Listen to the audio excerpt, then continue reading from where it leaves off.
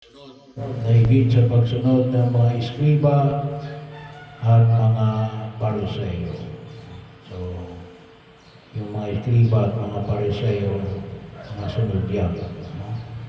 Kasi yan ang mga itinuturing ng mga tawagin natin ay mga tumulong, lalong-lalo sa tinatawag natin Torah, no? Bahagi yun, no? Na ginagampanan nila yan. Kaya lang, ang panyaya na Jesus higit sa pagsunod ng mga iskriba at ng mga pariseyo. Ano yung panyaya na pinapahayag na Jesus? No? Binigyan dito ng halimbawa, yung huwag kang papatay. No? At ipinahayag dito natin, yung hindi lamang yung huwag kang papatay, ngunit ano yung pinaalala, iwasan mo yung anumang uri na magdudulot sa iyo upang humantong sa ganong klase ng pagkakataon na humantong sa batayan. No? Kaya napakahalaga na ipinamaningan dito, pinahayag na Jesus, ang sino mang mapuot.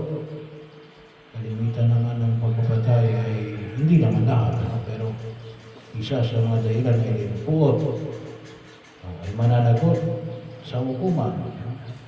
Ang humamak sa kapwa ay mananagot sa Sanhedrin.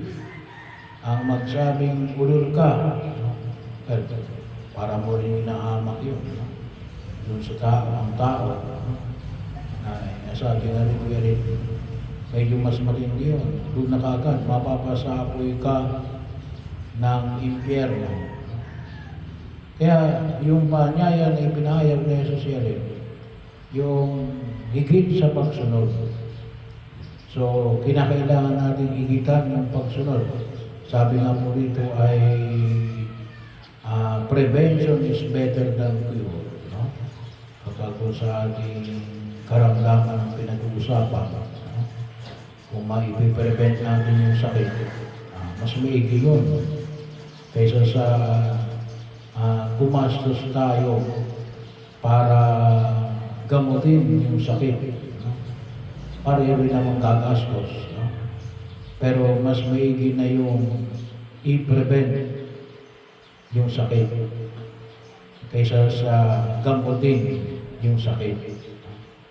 Kaya yun yung bahagi rin na kung saan ay makita rin natin sa pagsunod sa kalooban ng Diyos at ano yung palawagang pagkaunawa.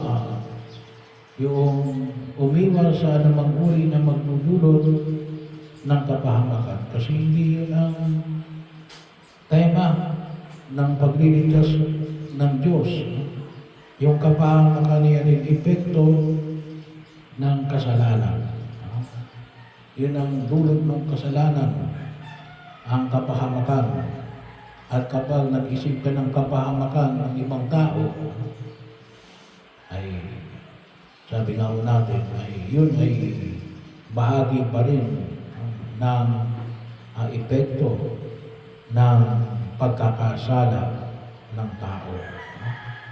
Kahit na siguro sabihin natin na gumaganti lang tayo sa taong gumawa sa atin ng kapahamakan. Hindi. Huwag ka nang gumante. Kasi, sabi nga natin, it will resolve more on sa mas malawak na paghihirap na daranasin ng tao at ng mga taong nasa paligid natin. Pero siguro, yun siguro makapag-capture. Prevention is better than cure. Kaya di siguro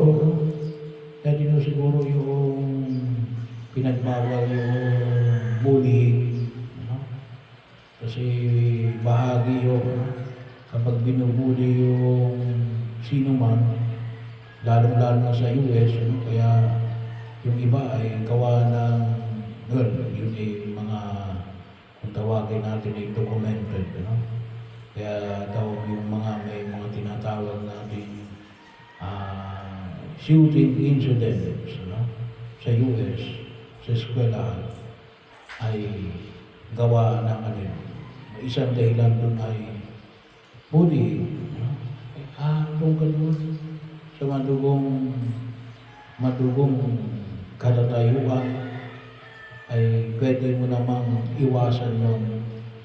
Kaya binahagi rito yung alin, huwag mo nang hamakin ang tao. Huwag kang mapugot sa tao. Huwag mong sabihang pulol yung tao. Pero yan yung paanyaya na ipinapahayag ni Jesus. Umiwas tayo sa isang mas malaking pagkakasala. Kung makaiwas tayo, ay umiwas tayo. At ang bigyan natin na higit ng pagkakataon na yun, yung makita natin yung kagandaang loob ng Diyos na nagnanais natin ang kaayusan ng mundong ginagalawan natin. Makamit natin yung kanyang walang hanggang pagpapala.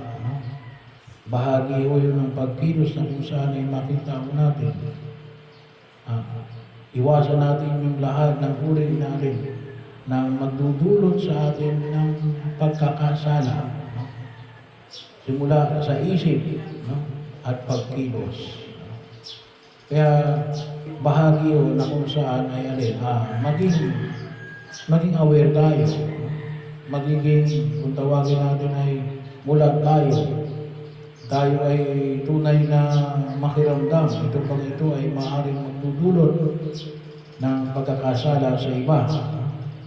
Bagaman ito, sabi nga natin, meron iba talaga na ginagawa nila yung paraan para sila ay magkasala. Bahagi yun. Lalo na yung galit.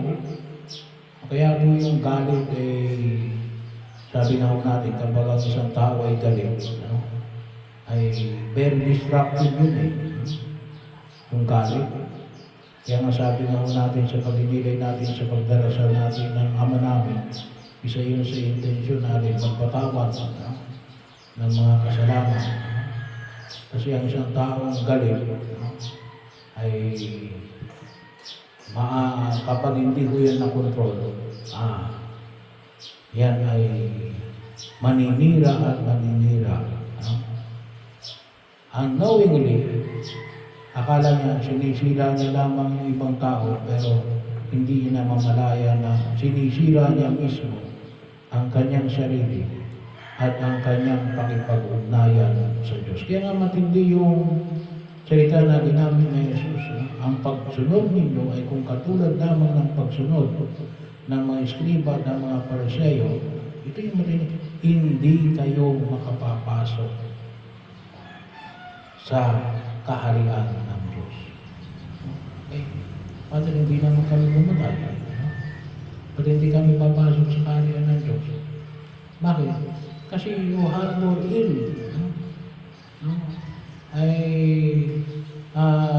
Ikaw ay nag-iisip ng mga bagay na ikasasama ng ibang ng tao.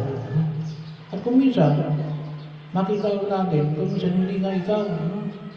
Pero dahil sa pamamaraan mo, maaaring magawa yun ng ibang tao. Sa pamagitan ng pag-i-instigate mo. Bahagi mo yun. Kaya hindi rin nararapat natin na sabi nga natin yung alam nyo na mayroon ng apoy, kayo ay maglalagay pa ng kahoy para lalo pang sumiklab yung apoy. Ay hindi rin yung karapat-dapat.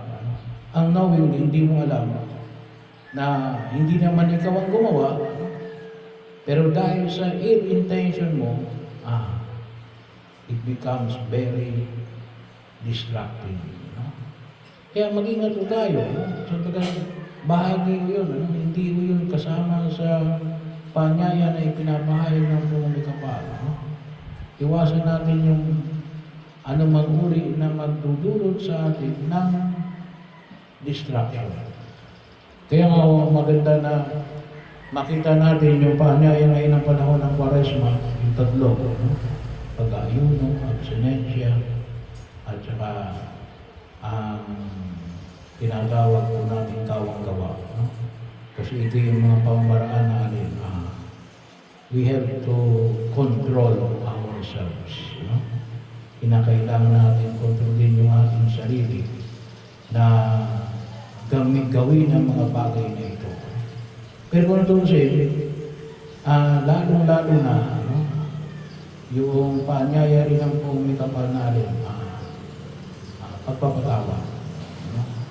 Napakahalaga rin po yung magpatawad kasi yun lamang ang papawi sa anumang galit na nasa puso natin na maaring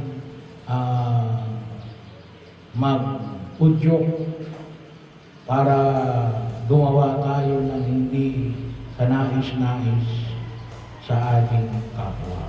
Pero yun ang panyaya. Iwasan natin yung anything na maaaring sa tingin natin sa una, akala natin ay hindi makaka-apekto. No? Pero later on, nakita natin na baka tayo'y isa sa mga naglalagay upang ang apoy ng pagkakasala ay lalong